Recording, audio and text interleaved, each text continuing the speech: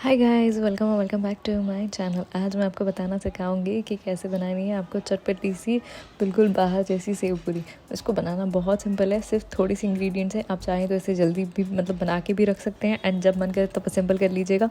बहुत ही सिंपल सी रेसिपी है and test बहुत अच्छा आता है। देखिए कितना अच्छा सा प्यारा सा लग रहा है, बाहर वालों को भी बीट कर देंगे। और अगर आपको मेरी तरह भाई बटोरने का शौक है देन आपको ये रेसिपी ज़रूर ट्राई करनी चाहिए। तो आप पहले थोड़ा सा इमली ले लीजिए, उसको सोक कर लीजिए। इनको नॉर्मल रूम टेम्परेचर पानी पे सोक करके एक छन्नी की मदद से उसका सारा पानी निकाल लीजिए। आपको याद रखना है कोई भी हस्क या जो उसका फ्लैश है वो नहीं होना चाहिए। जैसे कि आपने ये निकाल लिया है उसके अंदर आपको डालना है जैगरी। आप चाहें तो यहाँ पे शुगर का भी इस्तेमाल कर सकते हैं, बट इमली की चटनी में जैगरी का अपना ही एक फ्लेवर होता है, इसलिए आई हाईली एडवाइस कि आप शुगर को अवॉइड कर कर जैगरी यूज़ करिए। यहाँ पे आपको बस थोड़ा सा मिठास आ जाए उतना डालना है। यहाँ पे मैंने almost 3 to 4 tablespoon of jaggery डाला है। देन हम डालेंगे सॉल्ट, बिकॉज आपको एक अगर कभी भी खाना बनाना है तो याद रखिएगा एक बैलेंस लाने के लिए salt is very important. Then हमने फ्लेवरिंग के लिए डाला है थोड़ा सा तेज़ पत्ता, उसको तोड़ के डालिएगा सो दैट उसकी जो फ्रेग्रेंस है वो अच्छे से फैल जाए चटनी में। एंड डालेंगे सॉल्ट। अब आपको ये बिल्कुल भी गैस पे नहीं करना है, आपको ये सारी चीज़ें नीचे ही डाल देनी है एंड जस्ट मिक्स करिए।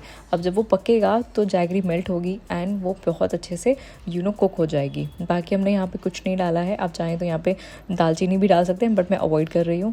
एंड अब हम लाना है थिकनेस। अब थिकनेस के लिए आपको यूज़ करनी है cornflour. This is one secret trick.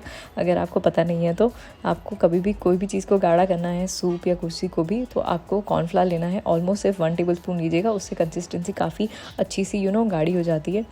उसको डाल दीजिए जैसे ही वो उबल जाएगा। अगर उबला नहीं होगा तो आप मत डालिएगा, जैसे ही उबल जाएगा तब आप डालिएगा। कॉर्नफ्लावर कभी भी डायरेक्ट गैस पे मत डालिएगा, लम्ब बन जाएगा, प्रॉपर मिक्स नहीं होगा। इसीलिए उसको नीचे गैस पे, जब गैस आपका गर्म हो रहा हो, आप एक छोटे से कटोरे के अंदर 1 टेबलस्पून के आसपास कॉर्नफ्लावर लीजिए, उसको थोड़ा सा पानी के साथ मिक्स करिए एंड देन आपको जिस भी चीज़ को गाढ़ा करना है उसी में डालिएगा।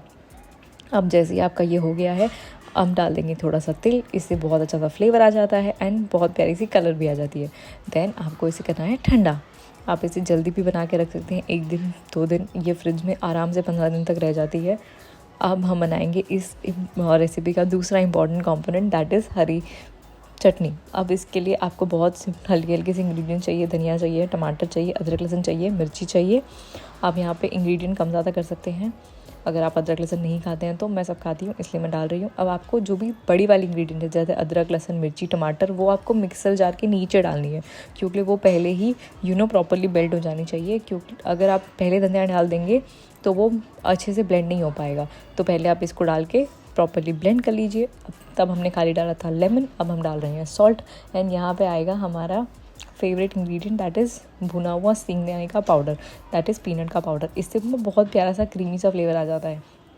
अब आपको वापस से करना है इसको 2 मिनट के लिए पल्स एंड आपकी हरी चटनी भी हो गई है रेडी।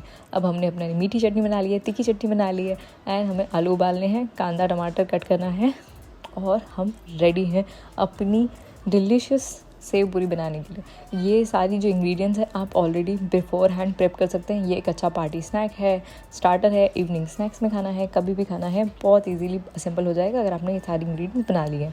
अब हमने ले ली है बाहर से लाई हुई सेव पूरी की पूरियाँ। आप चाहें तो घर पे बना सकते हैं, मैंने बाहर से लाई हैं।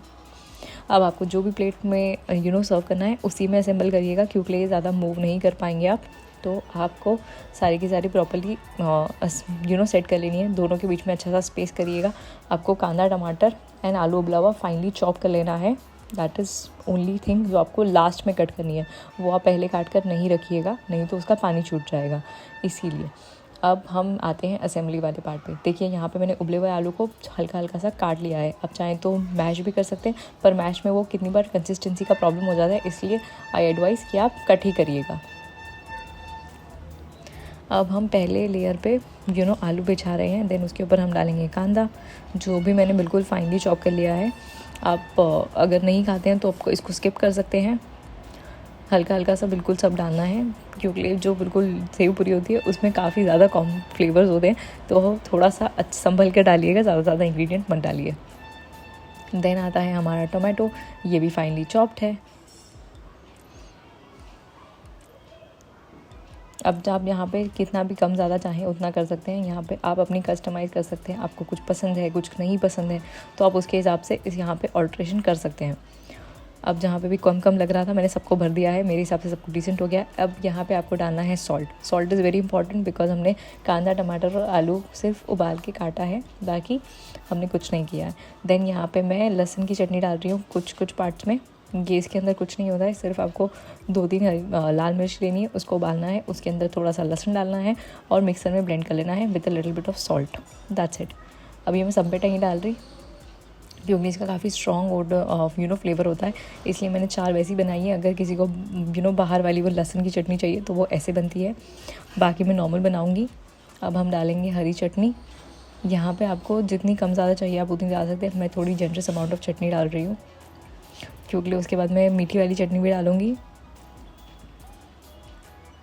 अब आपको एक एक करके इसको बनाना है। आप अगर किसी के साथ बना रहे हैं तो उनकी भी मदद ले सकते हैं, बच्चे हैं तो उनकी भी मदद ले सकते हैं, आपको बिल्कुल प्रॉब्लम नहीं होगी। बहुत इजीली यहाँ पे कुछ भी पकाने वकाने का रिस्क नहीं है, तो किसी को कुछ होगा नहीं, इट इज़ वेरी सिंपल।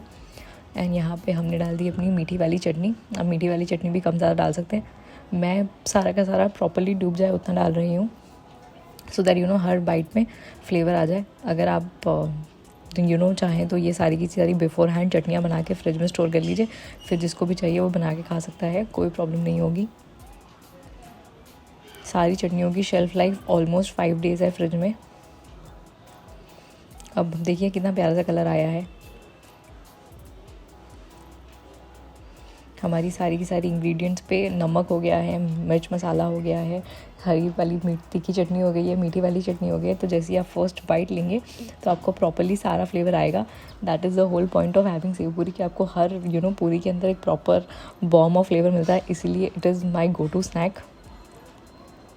अब बस ये हो चुका है। इसके अंदर हमें डालना है थोड़ा सा चाट मसाला। आप चाहें तो यहाँ पे नींबू भी डाल सकते हैं, मैं यहाँ पे चाट मसाला प्रेफर करती हूँ क्योंकि ऑलरेडी बहुत ज़्यादा वाटर हो गया है, तो इसीलिए आप चाट मसाला डालेंगे तो वो प्रॉपर्ली ऊपर स्टिक हो जाता है एंड उसका बहुत अच्छा सा फ्लेवर आता है क्योंकि उसके अंदर ड्राई आमचूर होता है एंड सब होता है। तो इसीलिए आप यहाँ पे लेमन को डिच करिएगा एंड यहाँ पे आप चाट मसाला ज़रूर से यूज़ करिएगा। इट इज़ हाईली रिकमेंडेड कि आप यूज़ करिए। ये छोटी छोटी ट्रिक से खाना एकदम अलग लेवल का बन जाता है, तो आप ज़रूर ट्राई करिएगा। देन हमारी आ गई है सेव। ये नायलॉन सेव है, ये बिल्कुल पतली सी महीन सी होती है। ये बिल्कुल सिर्फ और सिर्फ बेसन से बनती है, इसलिए इतनी प्यारी सी होती है एंड आपको इसको जितना चाहें उतना डाल सकते हैं। एंड हमारी रेडी है। अब यहाँ पे चाहें तो आप अनारदाना भी डाल सकते हैं, मैं वो नहीं डालूँगी। मैं सिर्फ और सिर्फ ऊपर से हल्का सा कांदा और टमाटर डाल दूँगी जो चॉप किया हुआ है। देखिए कितना प्यारा सा कलर आया है। तो add to the more of the colour मैंने डाल दिया है थोड़ा सा धनिया। आप किसी को भी सर्व करेंगे तो ज़रूर सोचेगा आप बाहर से लाए हैं एंड आपको खाने में तो बहुत ही मज़ा आएगा। यहाँ पे डाल दिया है हम थोड़ा सा चॉप्ड ऑनियन। देन हम डालेंगे थोड़ा सा टोमेटो।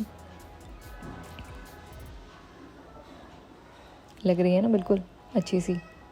आप इसको ज़रूर ट्राई करना और मुझे बताना। आप यहाँ पे स्पाइस अपने टॉलरेंस लेवल के हिसाब से ऊपर नीचे कर लेना। And for the last touches मैं डाल रही हूँ थोड़ा सा लेमन। इसके अंदर अलग अलग लेवल ऑफ सारनेस है, खटास है, मिठास है, सब कुछ है। तो आप ये रेसिपी ट्राई करके मुझे बताइएगा आपको कैसी लगी। अगली बार मिलते हैं with new recipe. Follow for more such videos.